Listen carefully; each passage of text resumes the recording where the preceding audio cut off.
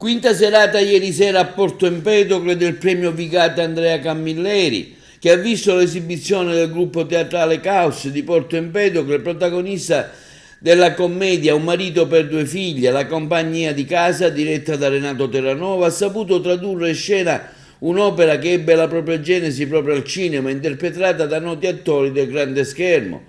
La quinta edizione del premio Vicata Andrea Camilleri a Porto Empedocle è organizzata dal direttore artistico Giovanni Volpe, il direttore organizzativo Mario Silvano, con il patrocinio del comune di Porto Empedocle e dell'Enel, e continua anche oggi. In piazza Kennedy questa sera alle 21:10 ci sarà l'esibizione del gruppo di Campobello di Licata, Quelli del Parnaso.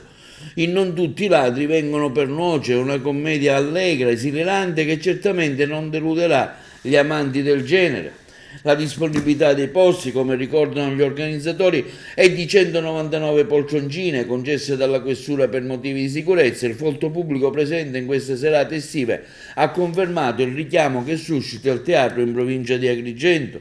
I prossimi appuntamenti saranno giorno 19 agosto con il piccolo teatro stabile di Sommatino, nella commedia Agenzia Investigativa Fiat Lux, quindi la GV Produzioni, il 20 agosto con In questa grande epoca.